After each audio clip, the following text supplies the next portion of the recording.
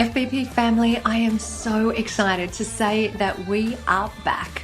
Welcome to the first episode of June 2020. Here's your Fitness Business Podcast snapshot. Our special guest, Dave Vobora, tells us the motivation for creating the Adaptive Training Foundation. He shares stories on the impact it has on their participants. Plus, listen in to hear about the Adaptive Exercise Certification. And for today's Keep Me Fit Bizspiration, Dave tells us what to consider when developing a niche-focused business. All of that and more coming up in today's show.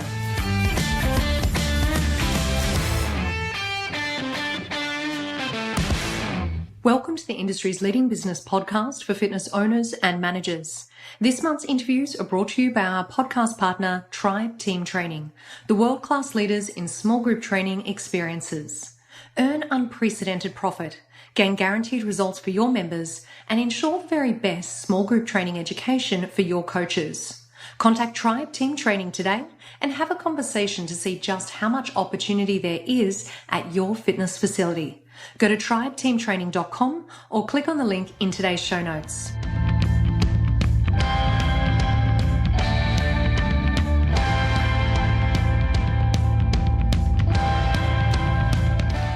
Well, FBP family, first things first, I have missed you all.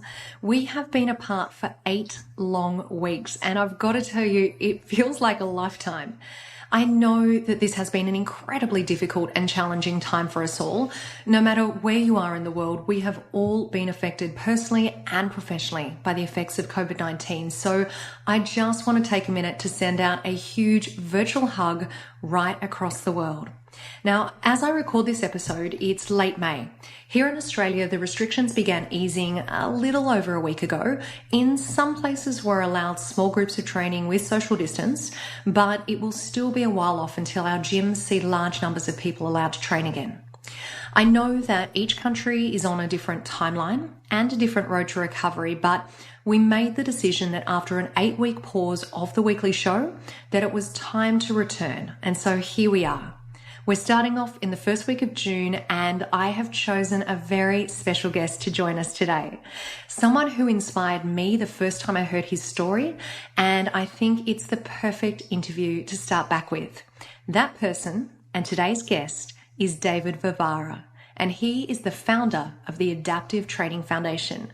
Now, rather than me tell you about Dave, I'm going to let him tell you because he tells it way better than I ever could. But what I will say is this. We recorded this interview pre-COVID-19.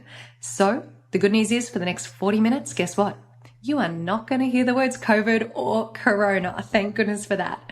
Now, number 2 is to get this interview, I pretty much stalked Dave for about 3.5 years. And I think once you hear about the business that he's created, you will understand why this interview was so important. Now, before we even get into today's episode, I have super big news to share with you all. As our regular FBP family will know, we launched an international casting call for our new podcast host back in March. Well, we had 55 applicants who then went through a rigorous selection process. They were ranked by international judges on their applications. They had video interviews. And finally, the listeners, you guys out there, had an opportunity to have your say via an online voting process. At the end of that huge selection process, we are thrilled to be welcoming your new host of the show, Dory Nugent. Dory has over 22 years experience in the fitness industry, and you may even recall that she was once a guest on the show back on episode 235 in May 2019. So a huge congratulations and a very warm welcome to your new host, Dory, whose first episode will be July the 1st. But wait, there is more, because if you think that is exciting, take a listen to this. When it got down to the final round of applicants, we had 3 finalists for the role, and we were so impressed by all 3 of them that we decided to create 2 additional hosting roles. You heard right. So in addition to the wonderful new weekly host, Dory, I would also like to welcome and introduce you to your new industry supplier host, Sarah Pellegrino, and your new trends host, Jason Stoll. How incredibly exciting is that? So make sure that you stay tuned in the weeks to come because A, you and I still have some episodes together, so do not go anywhere. And B, at the end of June, I've invited all 3 of our new hosts onto the show so you can get to know them and they can tell you a little bit about all the exciting plans coming up for the second half of the year. Whew. Now that that's all done, it's time for the show. My interview with Dave Vobora is coming up in less than 60 seconds time. But first, here's a message from our podcast partner, Tribe Team Training. Tribe Team Training is a proven turnkey standalone profit center for your fitness business. Find out more, go to tribeteamtraining.com or click on the link in today's show notes.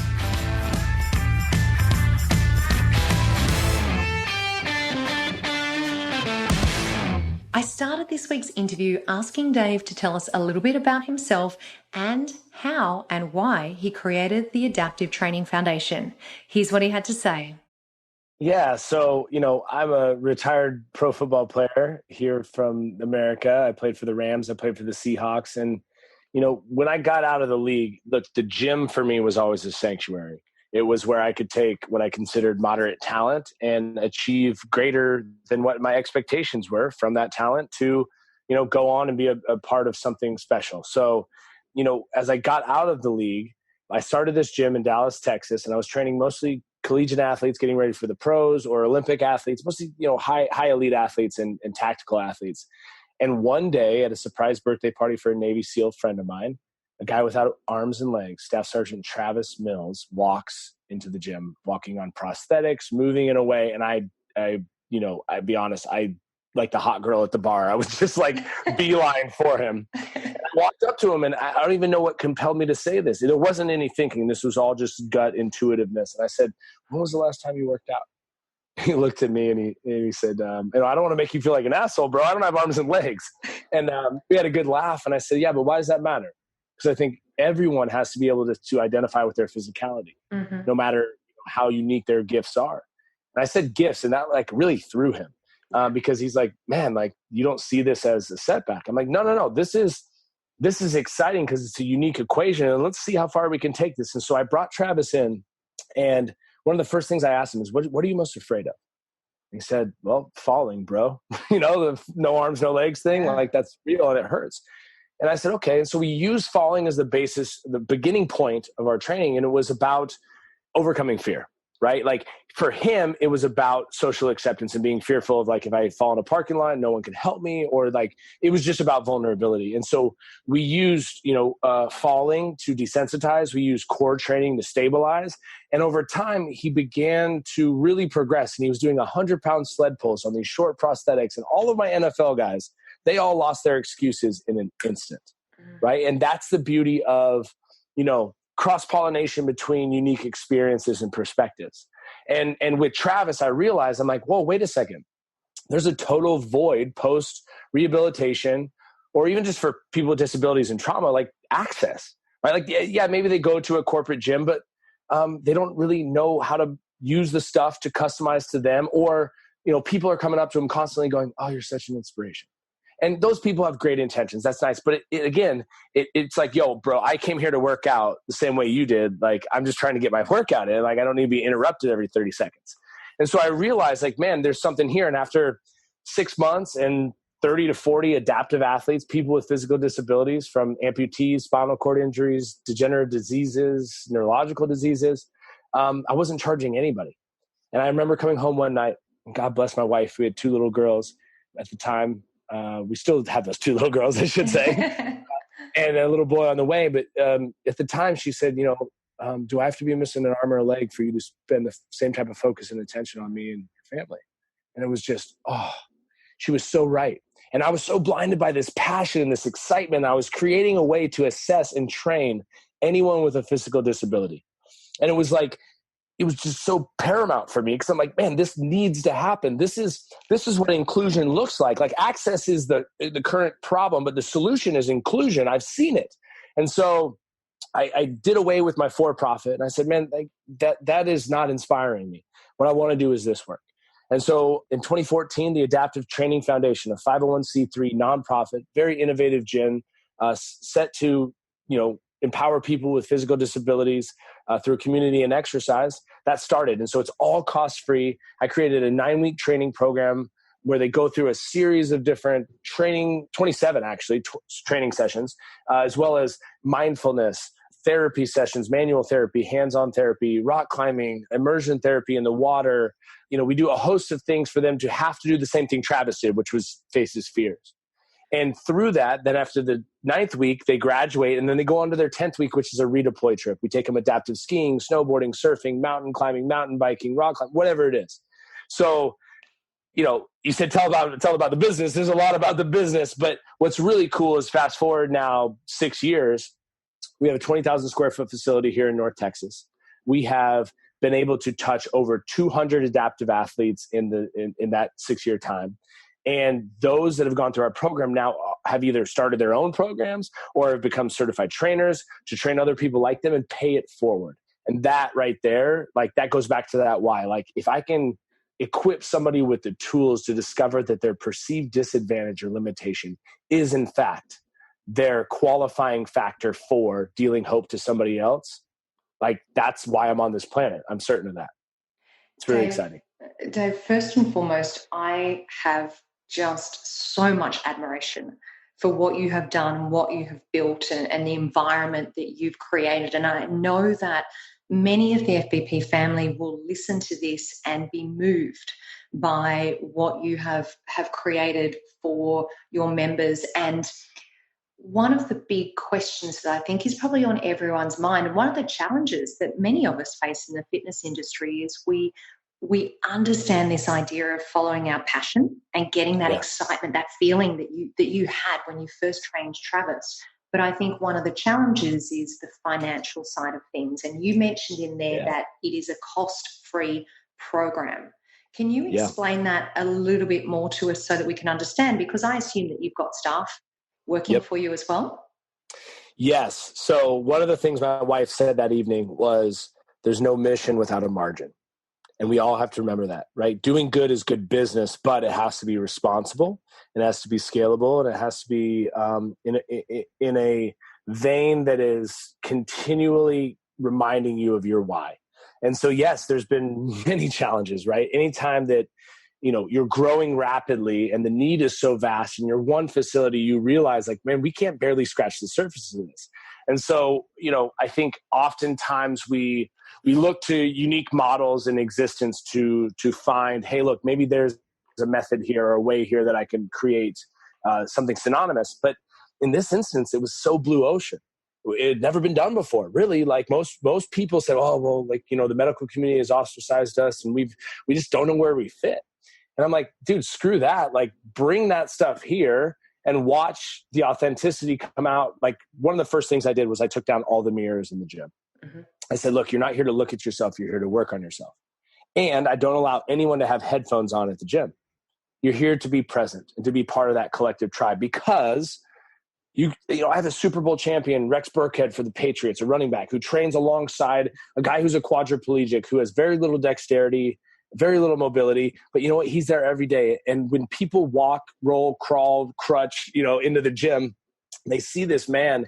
And what I call him is the hope dealer, because he is this mood director. He's this guy that uses his gifts and his energy to greet people. And that's just as significant of a part or integral of a part to the larger sum of the whole. Then people show up for their why, right? When everyone has something, I've been on teams, right? Team is a roster. It's an organizational chart. It's roles, responsibilities. And yes, you need those in a formal organization, especially if you're going to expand and scale. But if I'm talking to anybody out here who's dealing with the challenges of how do I balance my passion with profit? I would say this: there's a responsible way for your value to be presented to somebody that you can serve, or small group or large group, that aligns with your time and efforts, that should be able to be, monetized in a way that's significant. And so it's all about how you play the narrative. Sometimes I hear about people in fitness or in performance training in these different realms, and they're so hell-bent on what they were taught that they're not willing to lean into that gray area. For us, I call it clever rearrangement. It's brilliant borrowing. I've pulled from Pilates. I've pulled from CrossFit. I've pulled from, Olympic platform-based stuff. I've pulled from plyometric-based training and Yuri Verkhoshansky and the Russian-based research. I've done all of what I've used to help better myself and package it in a way that says, hey guys, you guys just come to work. Let us do all the worrying. And that's such a prolific way for people who kind of felt marginalized to receive something that just puts their life into a catapult and expands what their opportunity is to share that story with incredible meaning. So Dave, does that mean, and thank you so much for going into that detail, and you wouldn't believe I've had a smile on my face the whole time just listening to you speak about this with such passion.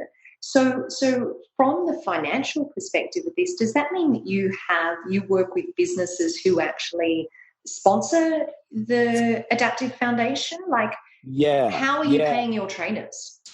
Yeah, great question. So what started with, my grandma donating, individuals that just said, hey man, we believe in you. We can hear and see the passion in you. Mm-hmm. And the videos you're showing me, like, this just evokes such a visceral response that we got this. What do you need? So what started with individuals, then I said, well, here's the thing, large corporations, especially Dallas, Texas, where we are, there's so many large Fortune 500 and above corporation headquarters here. I said, philanthropic buckets are pretty minimal, right? They're checking boxes for some corporate give back, social innovation thing or social responsibility thing. But the truth is marketing budgets are massive. And you know what the truth is I just said that the visceral, visible response to what these athletes are doing inside of our gym and outside is good marketing. And so, we created this commercial that's online, Super Bowl commercial that everyone missed. It was for the Doritos competition, 5-6 years ago. And, that video didn't win the competition, but we released it and just encouraged Americans to share it, and it had over 80 million views. Wow. 80 million views. And it's a 30-second spot with amazing reveal. If anyone listening wants to go to, Adaptive Training Foundation's YouTube, it's on there, and it will inspire you. The reason we built it was to have a conversation around every dinner table in America and in the world. And so that video and the success of that video, 3 months later, Frito-Lay called and said, hey, we want to share this video for awareness. And I hung up the phone. My one employee at the time was like, what are you doing? And I was like, they'll call back. And she was like, God, I hope so. And suddenly the woman calls back, and I answer, and she says, oh, I lost you. I said, no, I hung up. And she said, I'm sorry, did I offend you? I said, well, you didn't offend me, but you want to give us awareness and exposure now, but that seems convenient for you. What I'm asking you to do is put money behind this. Mm-hmm. And she said, okay, what are you thinking? I said, I don't know, $1 per share on Facebook. And she said, okay, capped it $10,000. And I said, how long do I have? She said, a week. I said, I'll have it by midnight. And that night, by midnight, we had over 10,000 shares. And that was the proof of concept, the return on investment that I could then go to large corporations, right? So right now, JP Morgan, Starbucks, Anheuser-Busch, Lockheed Martin, Boeing, all of these massive companies are supporting us with multi-year deals as a result of that value proposition. So that was an early start to being able to recruit the funds, to build a team. And dude, I love my team. My team and they all have such unique gifts, and what stokes them up, they bring on a daily basis, whether that's the meditation and mindfulness, the hands-on therapy, whether that's the gym training, whether that's the trips that we take where they're going into the outdoors to apply what they've trained for. It's such a cool way for us to use and leverage those funds. And those corporations are circulating it within their companies. They're broadcasting out in social media strategies. And really then there's grants, and there's other different ways to be able to create, streams of revenue or fundraising that allow us to go and expand. And it's really been working on expanding in a way that doesn't require us to put brick and mortar locations all over the world, because there's enough gyms in the world. There really is. I really believe that. And it's about us creating disciples to embed them in the larger landscape so that we can open our doors. Look, there's over 40 million Americans that are registered with a disability at some level. The globe, right? You can even only imagine what the numbers could be. And so this is why I believe inclusion done well is agnostic of race, gender, sexual preference, amputee, spinal cord injury, veteran, civilian. I don't care. It's about bettering yourself. And that's what we've proven. And so now it's a way to expand. Dave, that is incredible. And thank you so much for going into the detail of how you actually started, with that commercial. I'm fascinated to get that commercial. So we'll make sure that we grab a link for the show notes so Do everyone so. Yes. can go and check it out. So thank you for sharing that information with us. Now, everything that we've been talking about so far has been absolutely fantastic. It's all been really positive things, but I'm quite certain that, you probably haven't come 6 years into the business without facing a couple of challenges along the way. So are there any major challenges that you've come across in developing the business that you can share with us, and perhaps what you've learned from those times? Certainly. Yes. Anytime you're growing rapidly, there's always challenges, and hyper growth is exciting.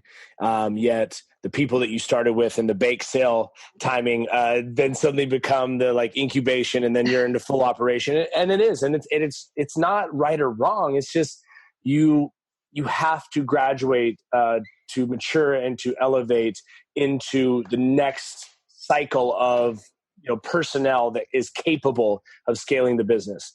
So the human capital side has been significant. We work with a company called Culture Index that does trait summary surveys now, and we take them on all of our incoming athletes. We take them on our trainers. We take them on our staff, so that we know it's not just the first 90 days of how someone shows up, right? Because a resume in the first 90 days they can put on this front, but it's the 91st and then the 92nd day where we need to know how they show up under stress. So the human side definitely has the challenges. And I would also say this, one of the challenges for me is, being able to realize that I can empower people, I can enable people, but I can't save anyone. It's that lead a horse to water, but you can't make them drink, And so I lost one of my best friends, Sergeant Stephen Jackal, 2018, January 3rd, to suicide. 22 veterans, U.S. veterans commit suicide every day in America. And that's a staggering statistic. And again, it's not just veterans, right? Suicide is a dark and heavy topic, but it's all the more reason why we need to talk about it. And I believe wholeheartedly that, empowerment programs and a community like the gym can remind these people of their worth, and just really that they don't have to put a permanent solution to a temporal situation. And that's one thing that I stare in the eyes constantly. There's depression, there's anxiety, there's inadequacy. And during our 9-week course, again, pre and post every session, they do mindfulness. So it starts with breath as an anchor. It works into intention setting. It works into a whole lot of removing language like won't, can't, couldn't, sorry. It's really cool to become aware, right? To become a conscious responder rather than an unconscious reactor in your life. That applies to traffic, your wife, your kids, your gym routine, your business, your life, right? And so being able to equip them with that toolkit to live their life, that is how I think that you reposition the narrative, so that they realize that whoa, the things that keep me up at night at 2 a.m. that tell me that I'm not anything and I won't be anything and I can't be anything and that I judge myself, I get a little bit of grace, a little self-compassion. And suddenly now you're almost coaching little you or older you to be able to say hey man, it's in you. And that part suddenly becomes this skin that you're shedding. That's the necessary step to stand on top of, to move into the next level of yourself. And so, early on I said my why, which is to help people close the gap between who they think they are and who they can be. And I say be because we're human beings, not human doers. There's always a tension between the achievement, but it's not a destination. You don't get somewhere and then suddenly have it. It's an ebb and flow of the journey, and people forget. That's why I call it sweat psychology. Is when your heart rate goes up, you learn about yourself, because that monkey mind, your ego, your conscious mind, it may want to tell you why to slow down, why to stop. It's about safety and survival. That's your primal brain. But if you can use fear to tap into your greatest potential, now you can supersede that on such a great level. So yes, there's challenges. There's challenges on a one-on-one interpersonal level. There's challenges as you grow an organization. But I think about the human challenges through the lens of the things that whisper to me, and then I try to be vulnerable enough to vocalize them. So I give courage to others, and I give bravery to myself to be hey, look, my mess is the actual thing that is going to be the force multiplier for the people that I love.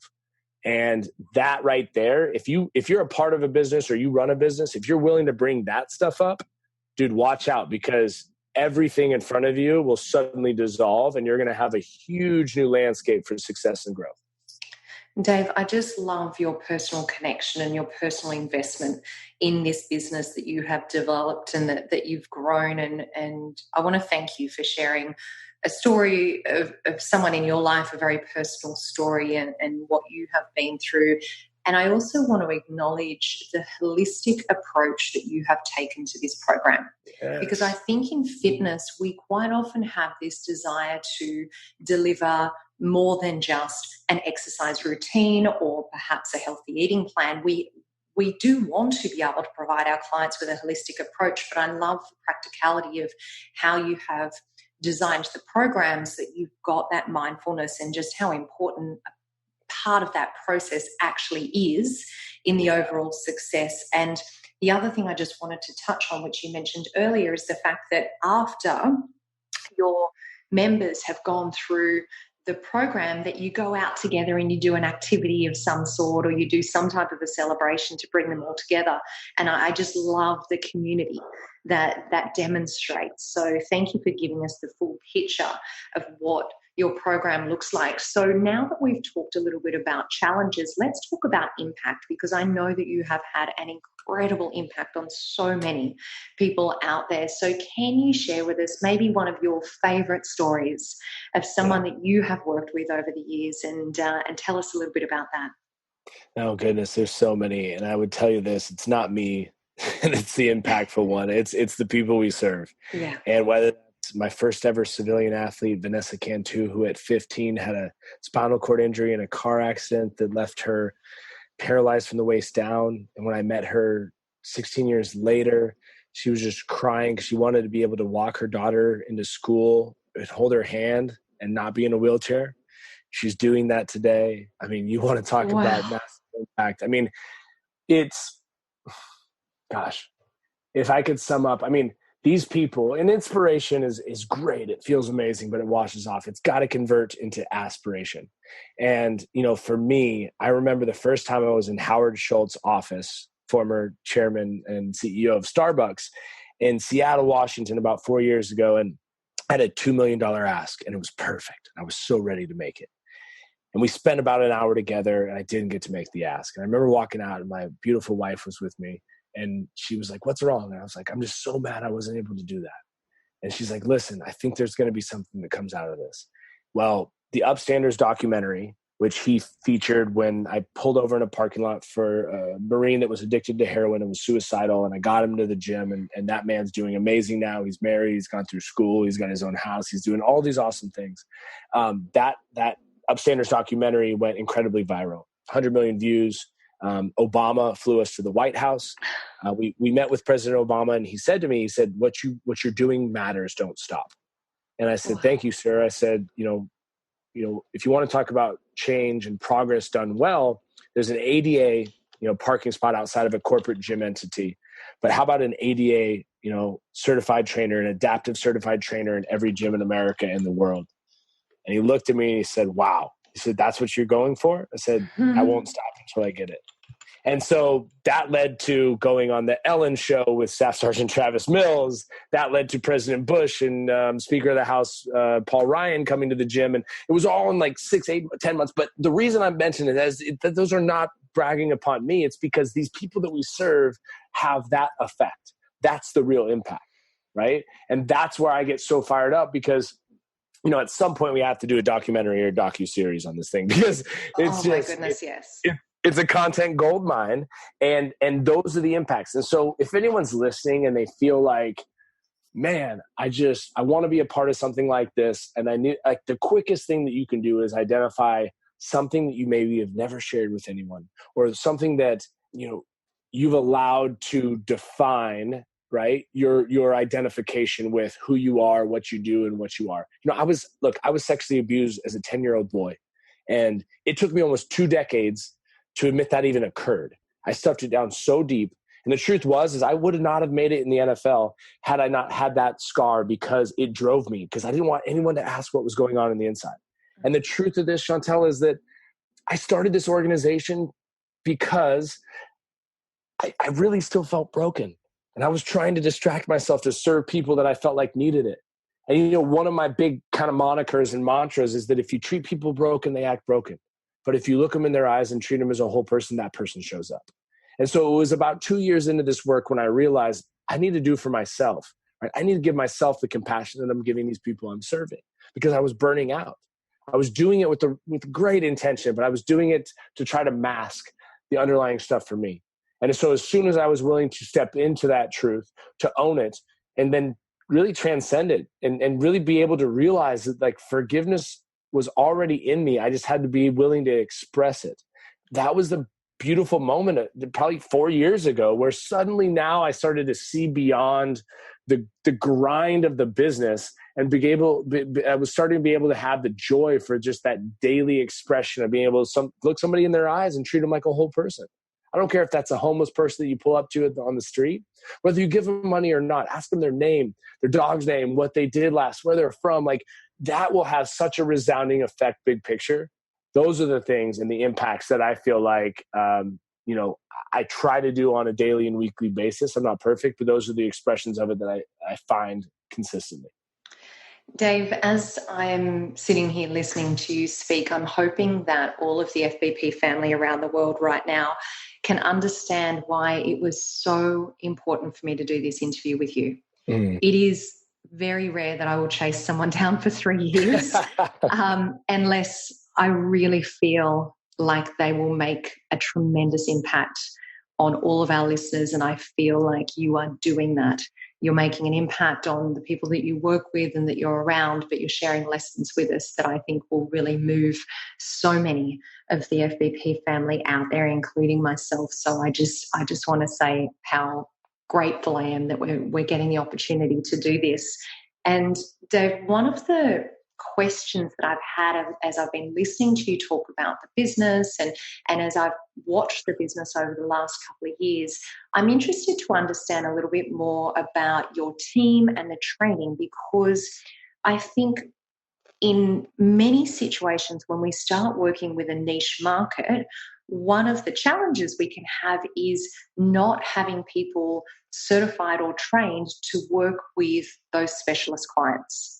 And I know that when I interviewed Carol Michaels a few years ago, who created a cancer recovery program, that was one of the challenges she talked about, is that there just weren't at the time trainers out there that were equipped with the knowledge to work with these people. So I know that you have something really important to share with us. So tell us a little bit about how you have come to develop your certification, and tell us a little bit about how you've developed your team. Yeah, thank you. Thank you for asking. This is the future and it's here. So the adaptive exercise certification is being accredited. It is going to market. We are so close to inking a incredibly massive deal with one of the largest, most significant, corporate gym brands in the industry. I wish that I could specifically say who that is today. We'll keep it under wraps for now. But as soon as you announce it, we're going to be sharing it with the FBP family. Yes, I promise I will give you first crack at releasing that information. Yeah, it's, my staff, I was able to develop a team of 10 full-time and another 6 to 8 that all have their own unique expertise and flair, whether that's through a specific pathway of training, assessment, or a modality that we just looked at. What is the greatest pathway to optimization for, an amputee, for a spinal cord injury, for, a neurological disease. And so, it was really about, okay, starting first with a progression of principles that remain consistent regardless of if you're training an elite athlete that's an NFL football player or, somebody that doesn't have arms and legs. And so, we started core out, right? Now, feet up matters. Sometimes we don't have feet, but we do a lot of mind-body connection, and it starts with the breath. And then as we work from that core out, we have to be stable so that the limbs or the lack of limbs can can be able to create and absorb load. So first, do they have the stability? Do they have the mobility? Then we can load them. Then we can up the intensity. That is call it a triangle or a pyramid, a hierarchy of movement that is well known, right? And we take that same thing to this population because there's a way for them to safely progress, but also discover, again, I love that there's adaptive athletes going to CrossFit. But what I worry about is them doing what they can do to nauseam or to injury, rather than thinking about the comprehensive sum of all parts, utilizing what they can do today to enhance what they can't do today, but could do tomorrow. And so I think about one of our Army vets, David Christopher, DC, man, who's in this current class. The first time he came to ATF was about 2 years ago. He was a T12 complete, which we absolutely do not believe in complete versus incomplete spinal cord injuries. We believe that those can all have a way to advance the level. And so one of the first things we look at is pharmaceuticals, pharmacology. We needed to get him off baclofen. His body, the spasms, the tremors, the things that are discomfort or uncomfortable, those were, the body trying to send a signal. And so we encouraged him to get down out of his chair. When he came to us, he was so scared of pressure sores getting out of his chair that he'd only gotten out 20 or 30 times in the 2 to 3 years he'd been in a chair.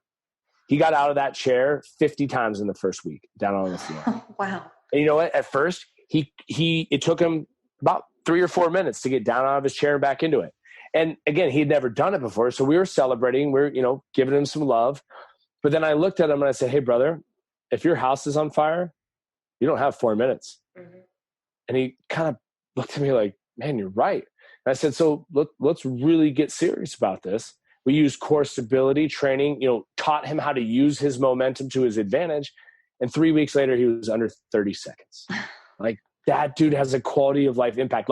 I'd love to see that guy fall out of his car, in a Walmart parking lot, and then boom, boom, boom, boom, jump back into it. And somebody be in the parking lot, damn, dude, yes, that's it, So that's the area where I'm so excited about this certification, because if we can certify trainers, again, there's enough gym infrastructure, or garage gyms, or fitness centers in the world, that if we can equip people to feel comfortable to assess and train someone with a disability, that inclusive atmosphere, when you integrate adaptive athletes with able-bodied people training in the same ecosystem, everyone elevates.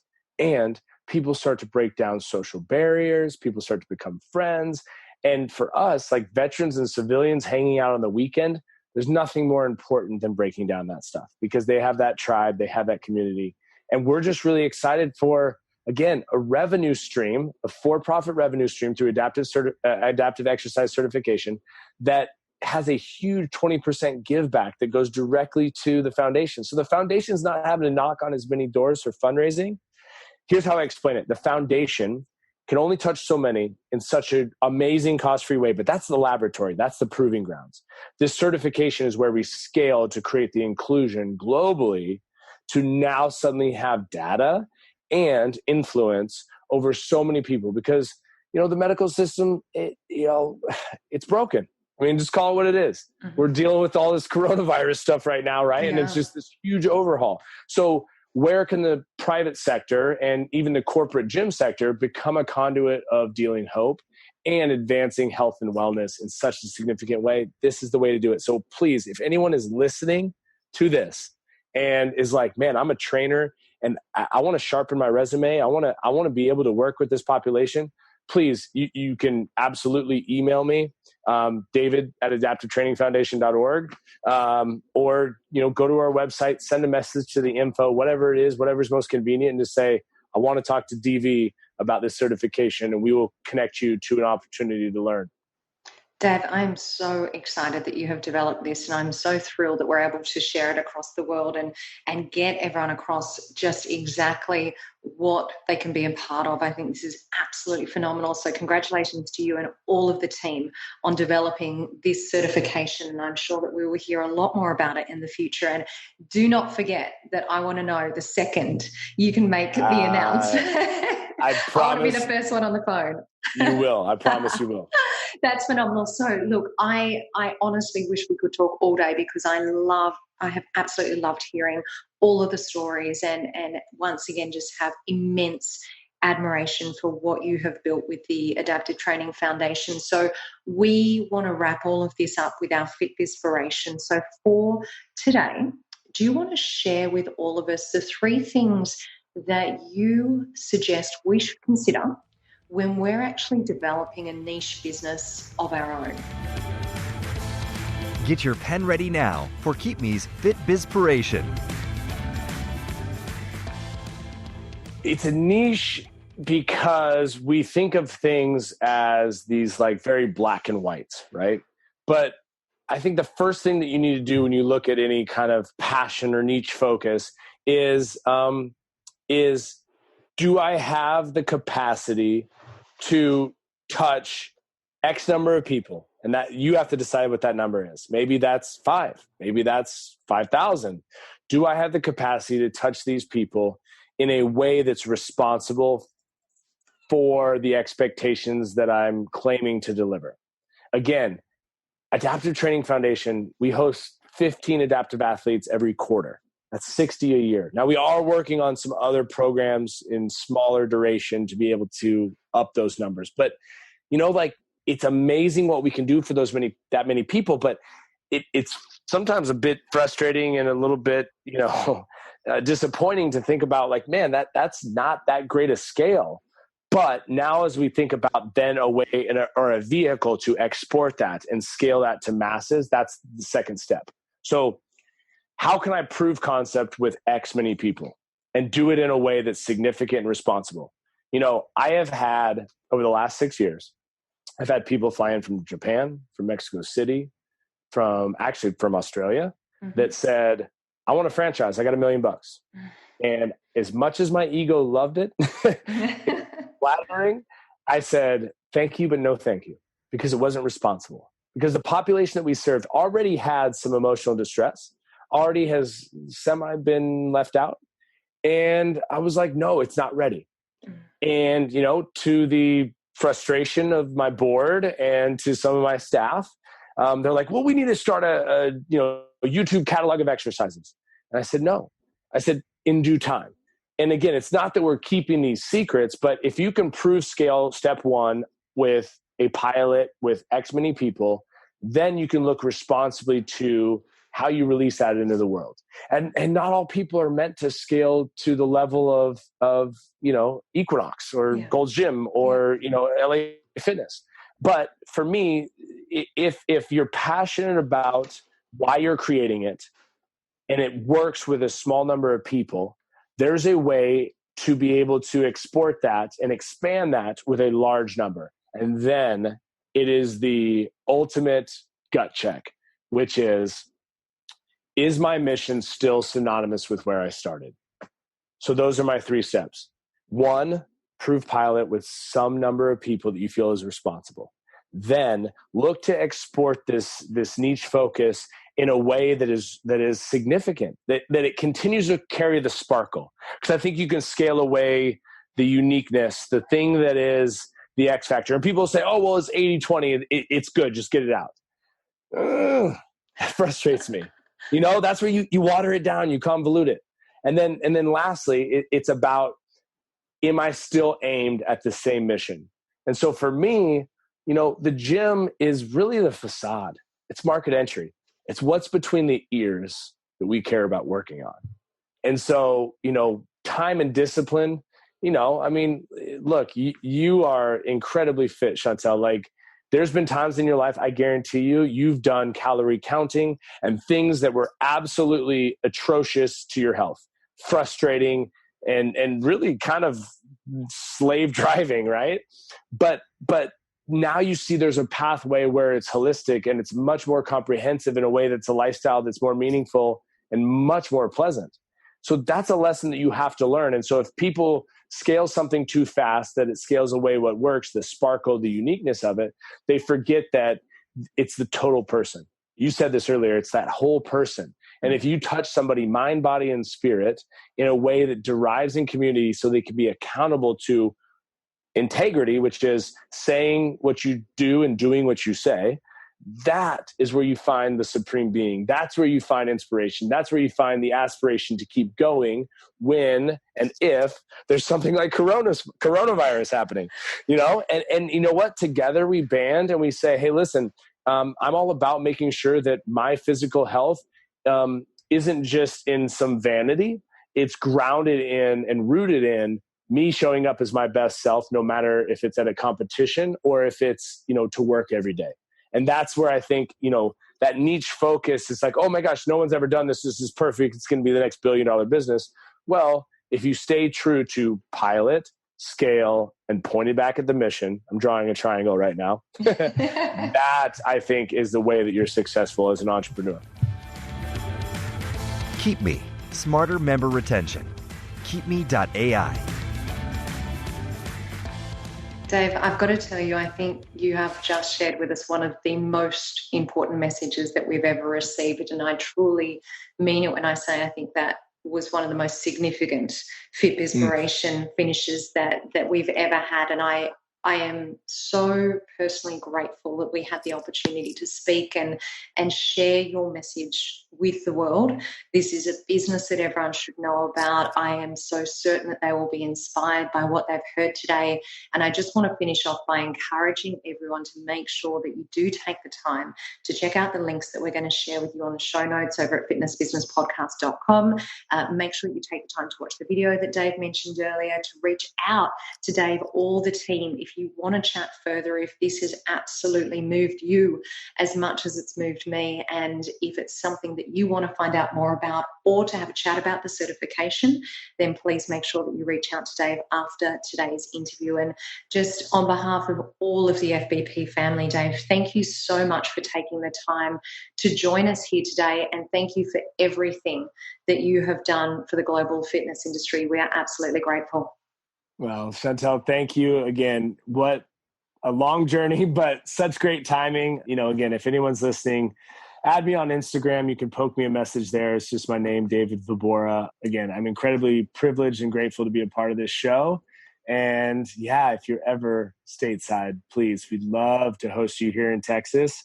And hopefully I make it down there to see you guys sometime soon. I definitely hope so. Thanks again, Dave. Thank you. A huge thank you to Dave for joining us on the show today. Now, here's a message from our podcast partner, Team Rockstar Fit. Team Rockstar Fit is an award-winning mastermind team that helps fit pros lead happy and balanced lives. Get mentoring and support. Learn how to grow your business online with Beachbody. You can apply for a free consultation today at teamrockstarfit.com.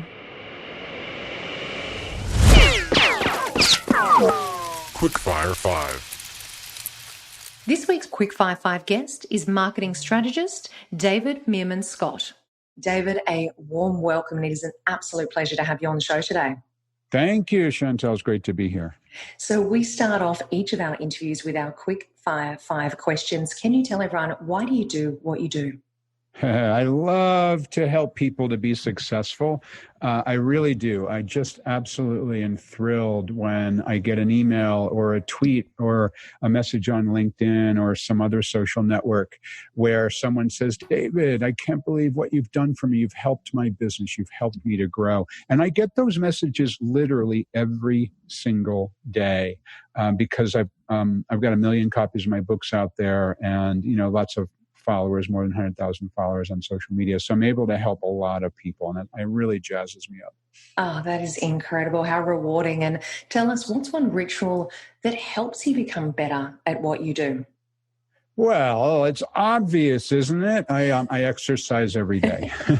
You're a mad surfer, right? You love surfing? Well, I love to surf, but unfortunately, I live in the northeast of the United States, where I can't really get. I don't do cold weather surfing. I know some people up where I live surf year round, but more of a warm weather person. But I have a home gym.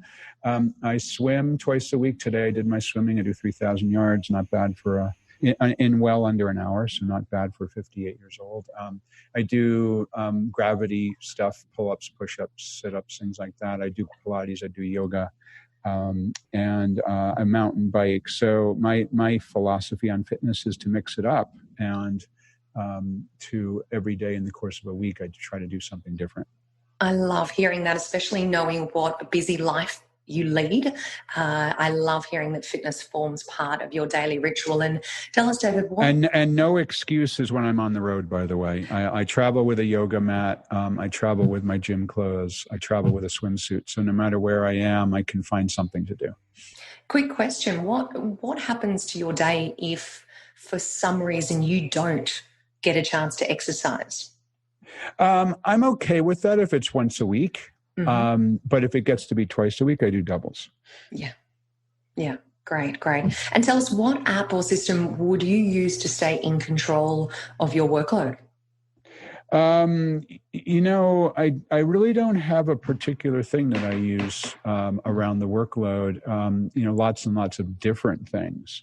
But I must say there is a tool that I really find to be a remarkable thing. It's called Text Expander. Oh, I love Text Expander. Yeah. How good is it?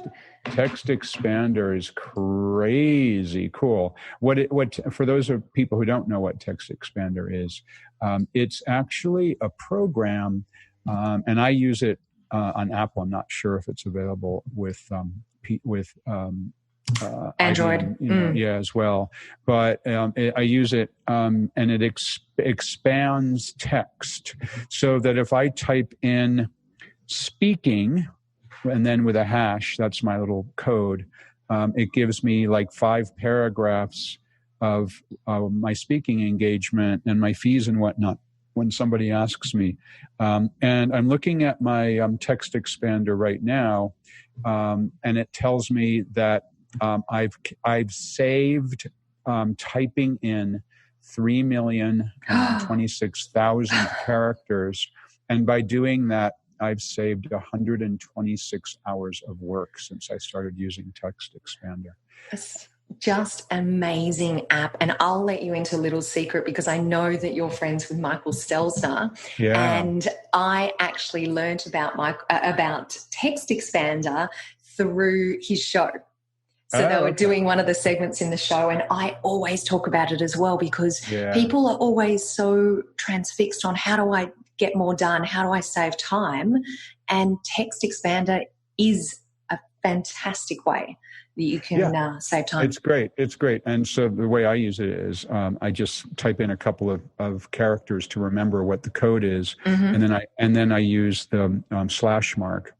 And so if I type in F/, then Text Expander types in fanocracy, turning fans into customers and customers into fans, my new Wall Street Journal bestselling book from Penguin Random House, released in January 2020. So just 2 characters, bang, and it's because it's basically used for things that you type frequently. Over and over again. I absolutely love it. So what I'm going to do is make it super easy for everyone, and we will put the link to Text Expander in today's show notes so you guys can jump over and check that out. So tell us, David, what's one book, podcast, or blog that you would recommend to the FBP family?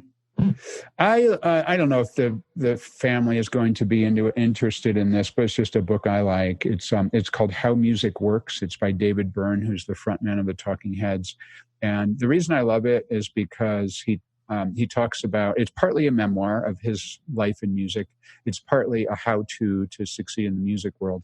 And it's partly a history of music over centuries. And I love it because I'm not in the music world at all. I love live music, but I'm not in the music world. I write books and give speeches. And I love the ideas that the things that I do for a living are similar to music. And I've been really enjoying that book. Oh, that is excellent. We will definitely pop a link in today's show notes for that. Now, you mentioned your book earlier, Fanocracy, Turning Fans into Customers and Customers into Fans. So just give us a really brief overview about what we're going to be focusing on during your main interview today.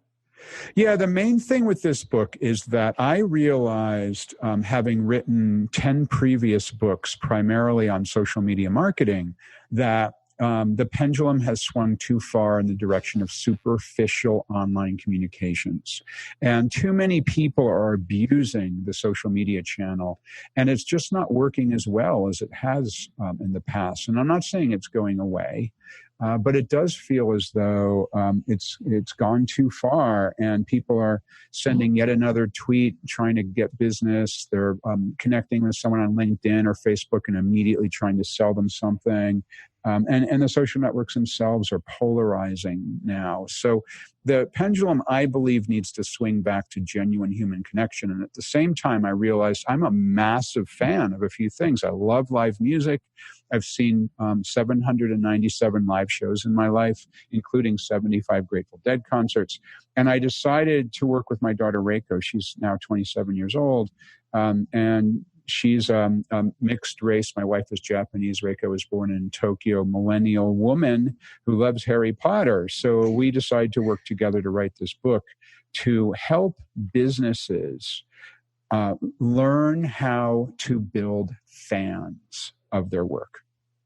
Well, David, I have to tell you, as I was reading your book, and I say reading, but what I actually mean is listening, because as a podcaster, I am a huge Audible fan. So first and foremost, it was really nice to hear you and Reiko. Yeah, we read it ourselves. Yeah. It was so much fun. I love that. I love it when the author reads their book on Audible. To me, it just changes the experience entirely. So I really enjoyed it. And the reason that I thought it was so relevant for our listeners out there is because there were so many times that I thought, oh, that applies to the fitness industry. Oh, we could use that. You know, there was time and time again throughout the book, there were things that were so relevant, even though you're talking about insurance companies and live music events and Harry Potter.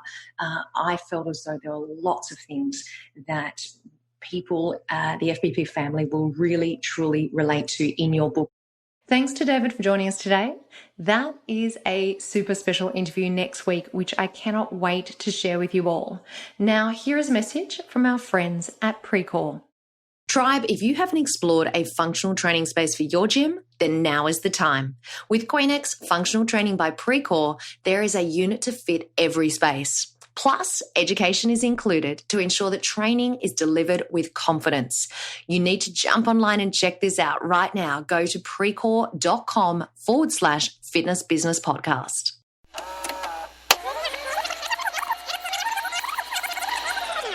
For this week's Rewind segment, I wanted to throw back to a super fun, positive interview that I did last year with two amazing club managers, Mandy Holden and Shay Hill. The episode was called In the Shoes of a Club Manager, Bumper Edition. Now, if you missed that episode, then go to today's show notes at fitnessbusinesspodcast.com, scroll down and click on the link on the timeline to listen to episode 229.